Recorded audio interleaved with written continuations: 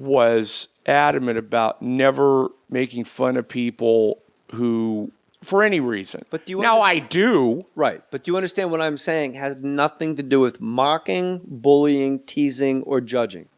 It's a pragmatic approach to identifying but it isn't. a species of the human race. Somebody being gay is like being black or Indian or Chinese.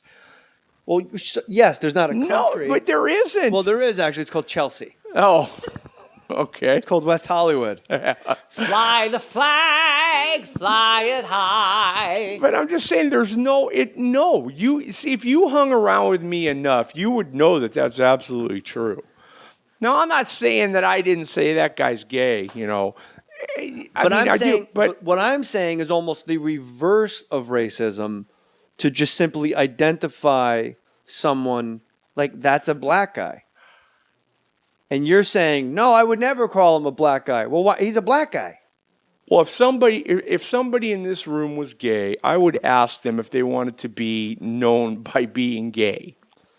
I think you're getting you keep stepping to the side of what I'm saying. I guess I don't understand what you're asking then. I asked you how many gay athletes active. First of all, you said. I did say I think numbers wise, there's 10% of the population that's gay, so there's 10% of the athletes that are gay. I don't think there's any doubt about that. All right, and then men and women. Then I asked might be a little higher on the women's side, but. Then I asked you about meeting gay guys, and you were like, I wouldn't know because I never asked him that stuff. And then I had a hard time. I wouldn't know by just meeting somebody most of the time if they're gay or not. Look, I have a relative who talks as if he's completely gay. He's gay. He's not. He's fucking gay. He's married and has 3 kids with a relative of mine. When he says, I'm going to church, he goes to the gay place and hangs out with his gay No, they all go to friend. church. He's gay. He's not. No straight guy walks around talking like this. This outfit's a little too matchy-matchy. We've even debated I know, it. Joe. Joe, you know me. Everyone. Know you're telling. Joe, everyone thinks I'm gay. You know that, right? Because he's fucking gay, Joe. So if he is, that's fine. No one's saying it's not fine. But I don't look at him and say, oh, he's gay. I might look at him and say, oh, he's a dude with gray hair and a mustache, or he's wearing a fucking ugly shirt, or he's 3 feet tall, or whatever. But I'm not, maybe the last description I'm going to think of is that he's gay. I find that incredibly hard to believe. Why? Because he's gay. You don't understand this logic? I tell you, I am so far lost that I don't get it. No, all right, let me put it. I don't at all. The listeners are like, yeah, we're fucking lost too. I have no idea. You meet a guy, say you're at the mall at Macy's shopping for Christmas. I do that all the time. Maybe I'm gay. Just stay with. Well, we know you're gay. Okay. When you were blowing me, gage. That was the absolute worst dice I've ever offered up to anybody in public. You meet a guy at Macy's, you go, excuse me, where's women's shoes? And he goes, oh, I'll help you find women's shoes right now, follow me. And he goes down, he does a little sachet, he helps you, he's with you and your lovely wife for about 20 minutes. And when your wife goes, who was it last month? She's going to be more likely to say something about it than I am. Trust me. Wow, which that bus? What? Yeah. Did you hear that bus? Yeah, you just tossed. Right but it's over not there. a bus. This is what I'm trying to say. When you go back to the store and they go, which person was it that helped you? I'm not going to say it was the gay guy. Then that's where we. You would actually do that. You would say it's the gay guy. I go, gay gentleman. Sure. Yes. Oh, that's just Why ridiculous. wouldn't I? Why? Because he's gay. First of all, what if he didn't want anybody to know that he was gay? Then he wouldn't fucking sashay around on roller skates and go, yeah, shoes for girls. You are so fucked up. If you don't want to be identified as a gay guy, then you live your life in a different way where you're not. Why do you want to be, if you're gay and you don't want to fucking talk about it or have people refer to you as the gay guy, why should you have to act like, hey, I'll take you down to women's shoes? First. God damn it, let's go chew some fucking tobacco too when we're doing it, okay? I realize. And I'll spit it out for you, just in case you think I'm gay. That's it. I like that one. You're fucked up. I don't think so. I am absolutely. what I'm in my doing- role as amateur psychologist, you are fucked up. I think in my role as amateur psychiatrist, what I am is the most tolerant, because I'm able to just look at somebody with complete zero judgment whatsoever and just call a spade a spade. No, Like, you're judging them the way you think that they should be judged. You're not judging them the way they may want to be judged. That's why I would say, yeah, it's the guy in the green shirt or with the silver mustache, with or whatever. a black man, rather you would than describe say, his clothing instead of saying the black gentleman that was just helping us. You yeah, would describe his clothing. absolutely. That to me is bananas. Why? Because he's a fucking black guy. Why would I say There's that? 400 white people and one black guy, and you're going to weed that's what through I'm the saying. ocean of humanity and go, no, not that green shirt. Well, then the why other don't guy. we? No, Then it's why like a don't we sweat- describe people as the white guys? Hey, it's the white guy We over there. would Help if me. we were in a group of black people, because the white person is the interloper. No, I don't necessarily believe that. If you were in a lock, well, all right. Well, you know what? We're chasing our tails at the Yeah, at the I'm expense so of the fucking listeners. lost here. I'm on an island somewhere. You and Kareem. Yeah, See, Kareem. but I don't want to be there. See, Kareem's 7 feet tall. You never have to describe him as the black guy. You go, Which I don't think I ever have in my life. Of course you would. I didn't say he's the 7-foot black guy. I'd No, say because he's you're the not- rotten prick who used to play center for the Lakers. Now that's how I would describe That's somebody. tolerance. That's the definition of e-racism. Is a guy's a fucking dick. His color has nothing to do with it. He's just a fucking dick. Exactly. Right. That's what I'm saying. So I wouldn't describe him as a gay dick. I would say he's a dick. Wait a Oh, minute. man, Are you that breaking sounded bad, Are you didn't it? Fuck. Are you breaking a story that Kareem Abdul-Jabbar is gay? No, because you'd get too much enjoyment out of it. We got on that. Let's just part ways immediately because we're Please. chasing our tails. You broke the story about Wayne Gretzky getting traded. I did. To the Kings. You broke the story, and when I say break, I mean Joe was first. Joe was the first guy. Just right now, Joe was the first guy to call the Dwight Howard trade 2 days before the trade went down. You were the first person to report Pat Riley being fired from the Lakers. You were the first person to report Wayne Gretzky getting traded, and you were the first person to report Magic Johnson's historic, short but unbelievably, I was there, great comeback to the Lakers. How do you get in a position where you... I don't refer to guys as gay guys when I ask them to talk to me. That's Well, why. certainly not. And Gretzky's Canadian. It's really just a synonym. But how do you get in a position where you're the guy that breaks the... I mean, these are the stories of these decades.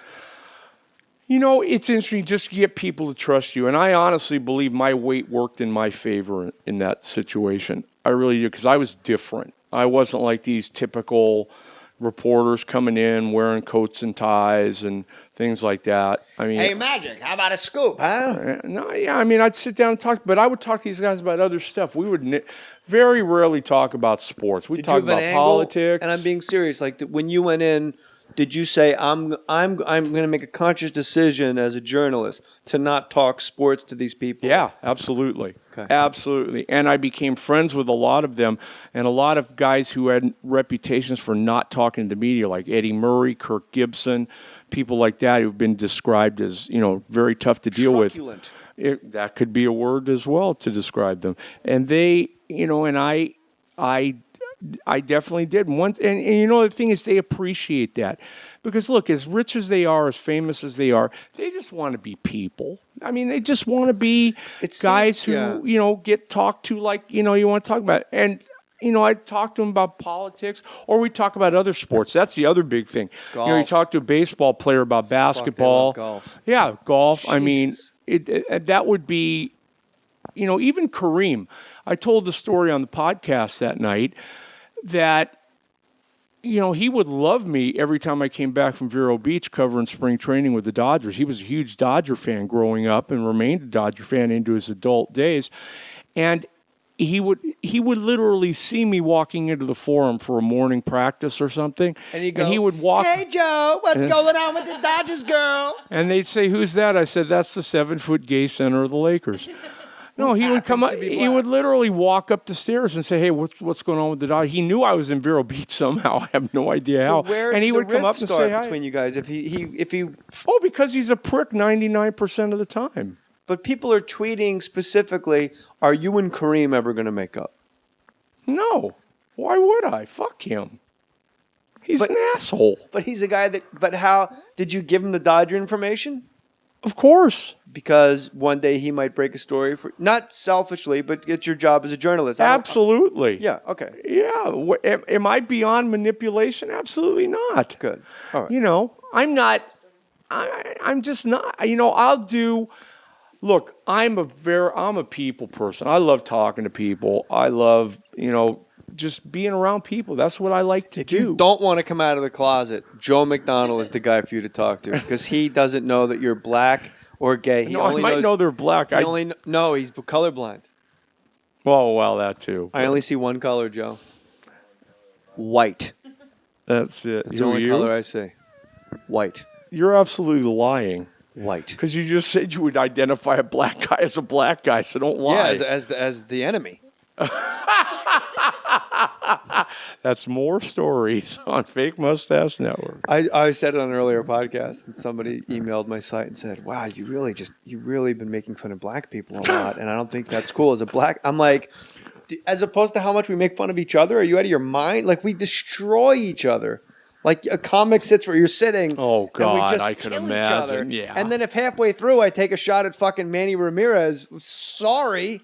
Look, I Baseball been very good to me. You know where Manny Ramirez grew up? New York. Yeah, I know. And he walks into the global and he Yeah. talks like this. And he you pretended fucking he asshole. couldn't speak. Speaking of assholes, He was is an a asshole from day taking one. Female hormones to wipe out his. Why do you take the female hormone? Are you To doing- stop the steroids that he was taking from showing up. He's so stupid. He might have taken it so he could play with his own titties. No, I think he did it because he wanted to get pregnant. He just didn't get it. He was taking a fertility drug. Female fertility Yeah, drug. so I'm figuring he wanted to have a kid. That way I get myself pregnant.